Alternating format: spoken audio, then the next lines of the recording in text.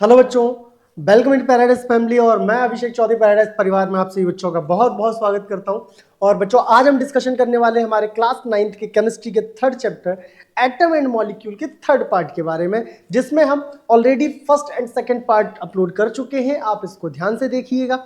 अगर आपको कोई टॉपिक नहीं समझ में आता तो आप कमेंट सेक्शन में जरूर दे दीजिएगा, ताकि हम उसको भी दोबारा से आपको समझा दें। उसके लिए एक अलग से वीडियो बना दिया जाएगा, उसके लिए आप परेशान ना होइएगा। बस आप सीक्वेंस से सारे चैप्टर्स की स्टडी करते रहिए। और आज का जो लेक्चर है, इसमें हम स्टडी करने वाले हैं मॉलिक्यूल के बारे में। सेकंड लेक्चर था, वहां आपने एटम के बारे में पढ़ा। और आप जानते हैं कि एटम जो है वो फ्री स्टेट में नेचर में एग्जिस्ट नहीं करता। वो एग्जिस्ट करता है या तो मॉलिक्यूल की फॉर्म में या आयन की फॉर्म में। मैं आपको पहले ही बता चुका हूं। तो अब चर्चा करते हैं किसके बारे में? मॉलिक्यूल। तो ध्यान रखिएगा, टू और मोर एटम्स आपस में कंबाइन होकर, कौन? टू और मोर एटम, दो या दो से ज्यादा एटम कंबाइन हो जाएंगे आपस में एक फिक्स कंपोजिशन में, तब वो बनाते हैं मॉलिक्यूल। दो तरह के मॉलिक्यूल की हम स्टडी करेंगे। एक होता है मॉलिक्यूल ऑफ एन एलिमेंट और दूसरा होता है मॉलिक्यूल ऑफ एन कंपाउंड। तो कैसे होगा, क्या होगा, मैं आपको इन शॉर्ट हिंट कर देता हूं, ध्यान से देखिएगा। जैसा कि आप पहले से जानते हैं कि एटम फ्री स्टेट में एग्जिस्ट नहीं करता। अगर मान लो टू और मोर सेम टाइप एटम आपस में कंबाइन हो जाए, लाइक हाइड्रोजन और हाइड्रोजन आपस में कंबाइन होकर H2 मॉलिक्यूल बना है। अब ये फ्री स्टेट में एग्जिस्ट कर सकता है, ठीक है ना? ये मॉलिक्यूल की फॉर्म में और ये फ्री स्टेट में एग्जिस्ट कर सकता है। लेकिन आप ध्यान से देखें तो ये मॉलिक्यूल जो है वो सेम टाइप एटम से मिलकर बना है, और दोनों ही एटम जो है वो हाइड्रोजन के। तो इसको हम कहेंगे मॉलिक्यूल ऑफ एन एलिमेंट। यहीं पर अगर ये मॉलिक्यूल बना होता तो डिफरेंट टाइप के एलिमेंट से मिलकर, मान लो एक तो हमारा हाइड्रोजन ही रहता, लेकिन दूसरा एलिमेंट हमारा क्लोरीन होता, तो ये दो अलग अलग एटम्स हो गए। और जब अलग अलग एटम्स आपस में कंबाइन होकर मॉलिक्यूल बनाते हैं, तो इसको हम कहते हैं मॉलिक्यूल ऑफ एन कंपाउंड। तो मॉलिक्यूल आपको याद है, टू और मोर एटम्स कंबाइन होंगे। हम शुरुआत करते हैं इस टॉपिक की। ध्यान से देखिएगा क्या बताया मैंने आपको। अ molecule is the smallest particle of a substance which has the properties of that substance can exist in free state. मैंने आपको बताया था, यहां से शुरुआत हुई थी हमारे टॉपिक की। मैंने आपको बताया था कि एटम फ्री स्टेट में एग्जिस्ट नहीं करता।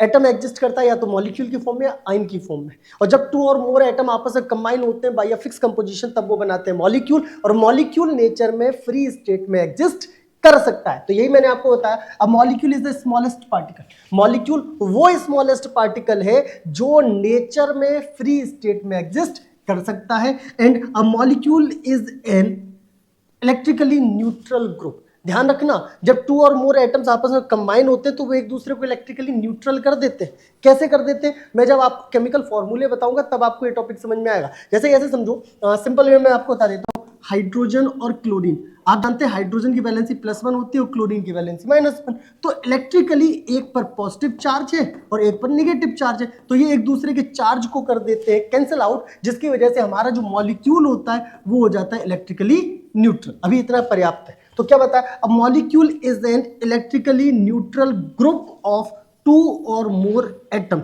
मॉलिक्यूल एक्चुअली में होता क्या है, टू और मोर एटम्स का ग्रुप होता है केमिकली बॉन्डेड टुगेदर, जो आपस में केमिकली बॉन्डेड होते हैं। और ये ग्रुप जो रहेगा वो इलेक्ट्रिकली न्यूट्रल रहेगा, मतलब जो मॉलिक्यूल होगा उस पर कोई भी चार्ज नहीं होगा। चल, आई होप कि यहां तक किसी बच्चे को कोई दिक्कत नहीं है। तो मॉलिक्यूल आपको बहुत अच्छे से समझ में आ गया होगा। इसी टॉपिक को हम आगे लेकर चलते हैं। देखिएगा, मॉलिक्यूल ऑफ एन एलिमेंट, मैंने आपको पहले ही बताया कि मॉलिक्यूल दो फॉर्म में हमें देखने को मिलता है, या मॉलिक्यूल ऑफ एन एलिमेंट की फॉर्म में या मॉलिक्यूल ऑफ एन कंपाउंड की फॉर्म में। अगर मॉलिक्यूल ऑफ एन एलिमेंट मतलब अगर मॉलिक्यूल एलिमेंट की फॉर्म में, तो क्या होगा, वो बना होगा टू और मोर सेम टाइप एटम से। तो देखिए ध्यान से, क्या बताया मैंने आपको, the molecule of an element contain, ये कंटेन करेगा, क्या कंटेन करेगा, टू और more similar atom chemically combined together. अगर टू और more similar atom chemically combine हो जाए, तब जो मॉलिक्यूल बनेगा उसी को हम कहते हैं मॉलिक्यूल ऑफ एन एलिमेंट। तो देखिए ध्यान से, एक एग्जांपल के साथ में मैं आपको रिप्रेजेंट करता हूं। A molecule of hydrogen element contain two hydrogen atom, it is written as H2 molecule. Hydrogen के दो एटम कंटेन करता है हाइड्रोजन मॉलिक्यूल, उसको रिप्रेजेंट करते हैं H2 से। इसी तरह से nitrogen gas exist N2 molecules. Oxygen gas जो है वो O2 मॉलिक्यूल की फॉर्म में एग्जिस्ट करती है, और जो क्लोरीन है वो एग्जिस्ट करती है Cl2 मॉलिक्यूल में। और ये सारे के सारे जो मॉलिक्यूल है वो सेम टाइप एलिमेंट से मिलकर बने हैं। हाइड्रोजन मॉलिक्यूल 2 हाइड्रोजन एटम से, नाइट्रोजन मॉलिक्यूल 2 नाइट्रोजन एटम से, ऑक्सीजन मॉलिक्यूल 2 ऑक्सीजन एटम से, क्लोरीन मॉलिक्यूल 2 क्लोरीन एटम से। तो इसी को हम कहते हैं मॉलिक्यूल ऑफ एन एलिमेंट। चलिए, एक इंपॉर्टेंट नोट दिया गया है, इसको हम समझने की कोशिश करेंगे। Number of atoms present in one molecule of an element is called its atomicity. ऐसे समझो कि किसी भी मॉलिक्यूल में जितने नंबर ऑफ एटम अवेलेबल है वही हो जाती है उसकी एटमिसिटी। जैसे मान लो अगर कोई एटम अकेला एग्जिस्ट करता है, कोई भी अकेला एटम कौन कौन सा हो सकता है, मैंने आपको पहले ही बताया, noble gases like helium, neon, argon, krypton, xenon, radon, ये सारे के सारे एलिमेंट्स क्या हैं, नोबल गैसेस। कैसे एग्जिस्ट करते हैं, फ्री स्टेट में। फ्री स्टेट मतलब एक सिंगल एटम की फॉर्म में। और जब ये सिंगल एटम की फॉर्म में वर्क करते हैं या एग्जिस्ट करते हैं तो इनकी जो एटमिसिटी हो जाती है वो हो जाती है मोनो एटमिक।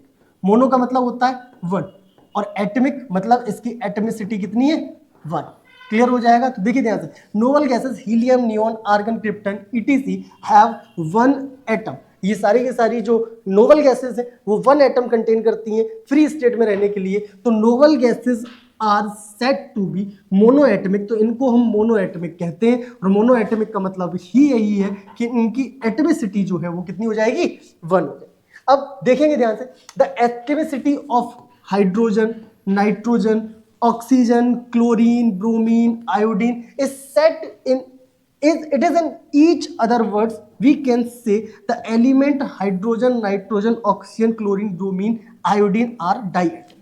सर समझ में नहीं आया क्या, जल्दी में भूल गया, कोई बात नहीं मैं बताता हूँ। जैसा कि मैंने आपको पहले भी बताया, नोबल गैस की एटमिसिटी वन है तो ये मोनोएटमिक है। लेकिन हाइड्रोजन को हम H2 की फॉर्म में लिखते हैं, मॉलिक्यूल में लिखते हैं, क्लोरीन को हमने Cl2 लिखा था, ब्रोमीन को Br2 लिखते हैं, आयोडीन को I2 लिखते हैं, कौन सा रह गया इसके बाद, नाइट्रोजन को N2 लिखते हैं, ऑक्सीजन को O2 लिखते हैं। तो अगर हम इन सबको गौर से देखें तो ये दो दो एटम आपस में मिलकर मॉलिक्यूल बना रहे हैं कि नहीं बना रहे।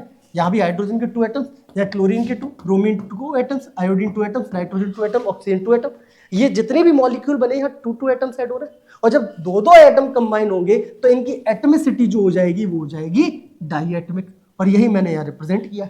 अगर हम बात करें ओजोन की, ओजोन का केमिकल फॉर्मूला जो होता है वो होता है O3, मतलब ऑक्सीजन के 3 एटम्स कंबाइन होते हैं तब ओजोन गैस बनती है। और जब 3 एटम्स कंबाइन हो जाएंगे तो एटमिसिटी जो हो जाएगी वो हो जाएगी ट्राइएटमिक। मतलब हमें समझ में आ गया है कि अगर कोई एटम मोनोएटमिक है या कोई भी कंपाउंड मोनोएटमिक फॉर्म में, एटम कह लो, मॉलिक्यूल कह लो, डजेंट मैटर, मैंने सिर्फ ये बताया कि किसी भी मॉलिक्यूल में जितने एटम्स अवेलेबल होंगे वही उसकी एटमिसिटी। अगर कोई अकेला एग्जिस्ट करता है तो वो मोनोएटमिक है, अगर 2 एटम एक साथ एग्जिस्ट करते हैं तो वो डाइएटमिक है, और अगर 3 एलिमेंट्स एक साथ एग्जिस्ट करते हैं तो वो ट्राइएटमिक हो जाएगा। चलिए आगे क्या, मॉलिक्यूल्स ऑफ कंपाउंड। मैंने आपको बताया अगर डिफरेंट टाइप एटम कंबाइन हो तो देखिएगा, the molecule of a compound contain 2 or more different type of atom chemically combined together। अगर 2 or more different type atom chemically combine होते हैं तो उसको हम कहते हैं molecules of compound। क्या कहते हैं उसको, molecules of compound। अब जैसे कि हमने पहला एग्जांपल दिया हाइड्रोक्लोरिक एसिड या हाइड्रोजन क्लोराइड, ध्यान रखना, अगर लिक्विड फॉर्म में तो हाइड्रोक्लोरिक एसिड और गैसियस फॉर्म में तो हाइड्रोजन क्लोराइड। और हाइड्रोजन क्लोराइड का फॉर्मूला होता है HCl, एक हाइड्रोजन एटम और एक क्लोरीन एटम, दोनों डिफरेंट टाइप एटम हो गए। और डिफरेंट टाइप एटम हो गए तो इसको हम कहेंगे मॉलिक्यूल ऑफ एन कंपाउंड। तो देखिएगा, hydrogen chloride is a compound, the molecule of hydrogen chloride HCl contain different type of atom, अलग अलग टाइप के एटम कंटेन करता है। कौन सा है, hydrogen atom H and chlorine atom Cl। इसी तरह दूसरा एग्जांपल भी दिया है, वाटर मॉलिक्यूल मतलब H2O, इसमें हाइड्रोजन और ऑक्सीजन अवेलेबल होता है।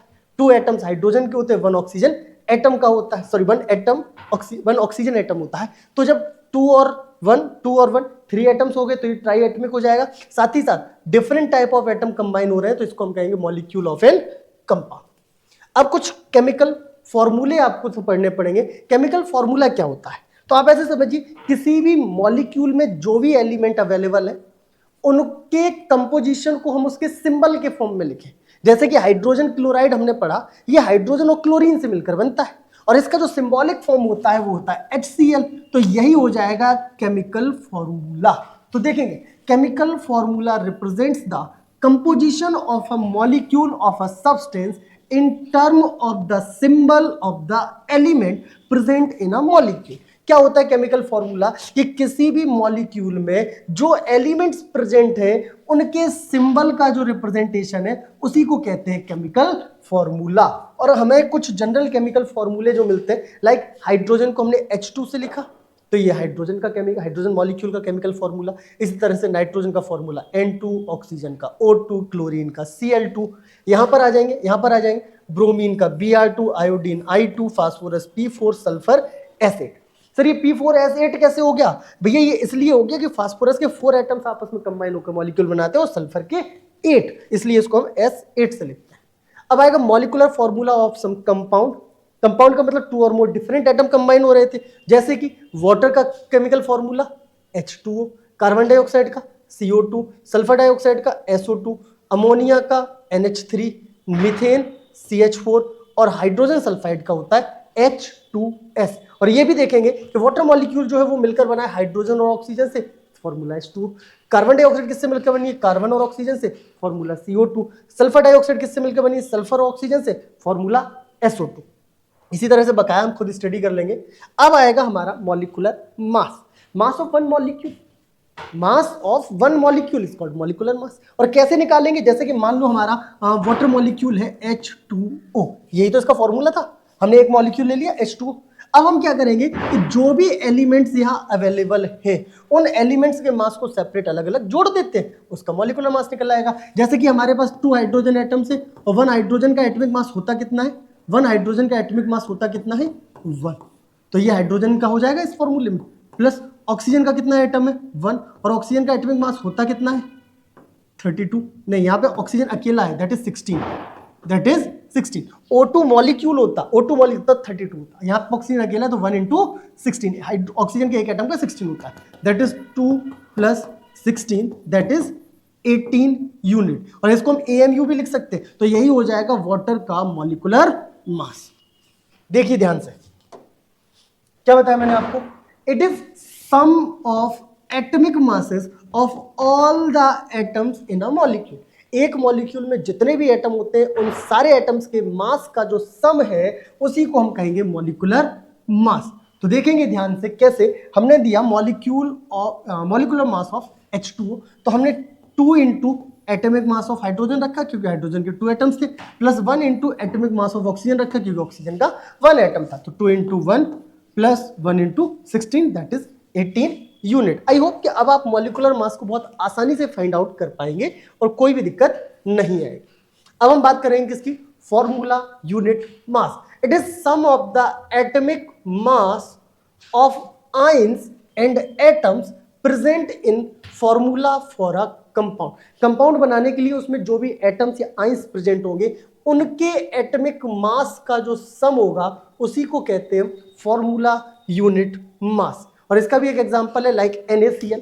अब हमने सोडियम लिया, सोडियम का जो एटॉमिक मास होता है दैट इज 23 और क्लोरीन का जो एटॉमिक मास होता है दैट इज 35.5। हमारे पास सोडियम के कितने एटम थे? 1, तो 1 into 23।